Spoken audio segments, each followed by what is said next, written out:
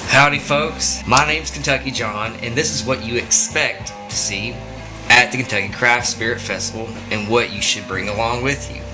So I found myself in Lebanon, Kentucky at the Limestone Branch Distillery for the second annual Kentucky Craft Spirit Festival.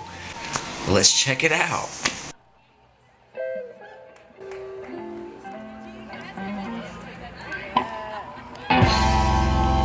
Before we get into my pictures of the Kentucky Craft Spirit Festival, let's find out if this festival is for you.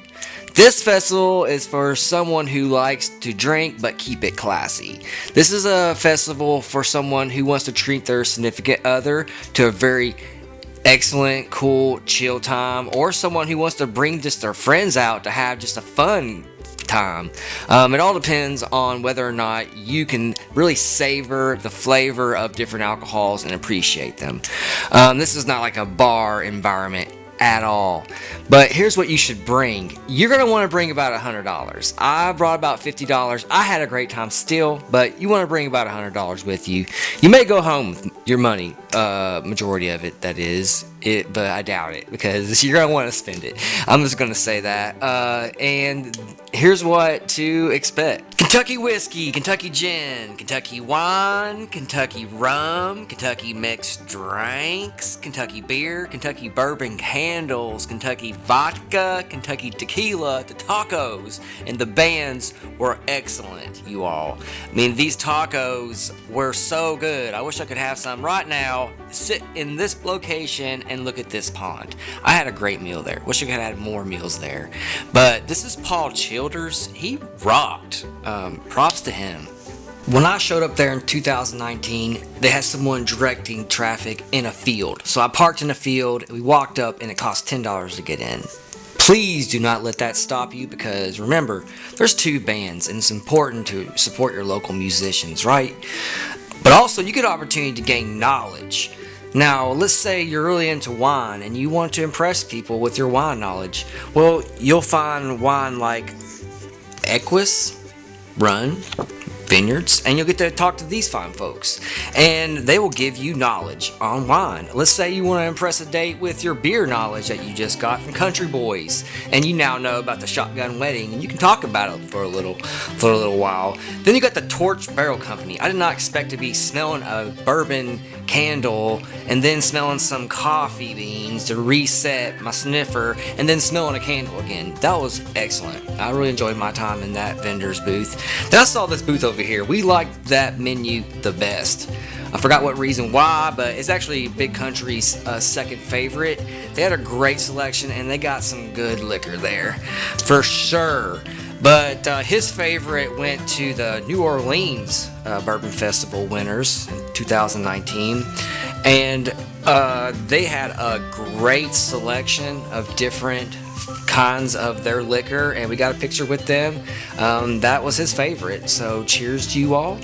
And I really like the Bourbon Air Tours booth, because if I ever want to get bougie, I can hop in a plane and fly over top distilleries, which is so extra, but extra cool.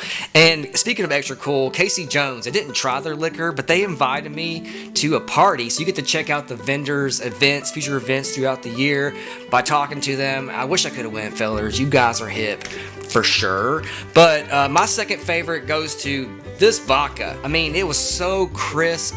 It had a clean finish. I didn't need any chaser or anything, and they cut this with limestone rich mountain spring water.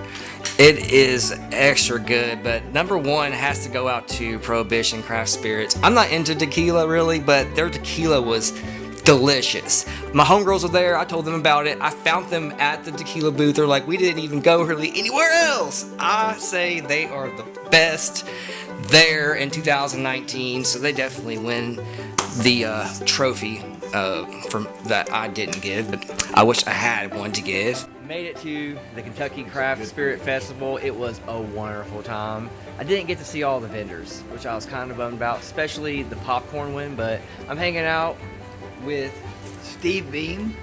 Y'all, this was a very inspirational moment in my life.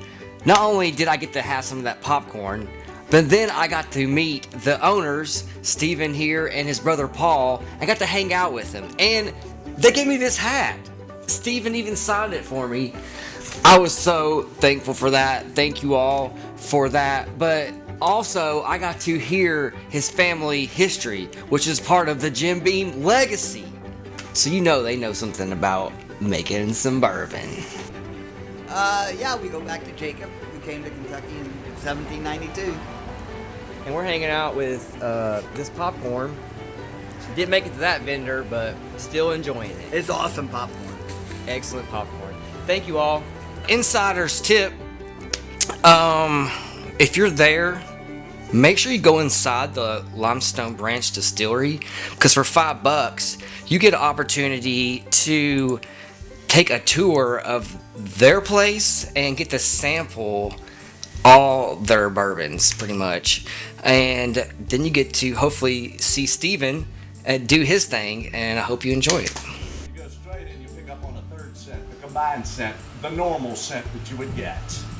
The first sip of this you take, do not toss it to the back of your tongue and say, boy, that's good. It's 93 proof. It's going to tickle your tonsils, cause you to salivate and do all sorts of craziness. Pay no attention to your first sip. That's your affirmation sip.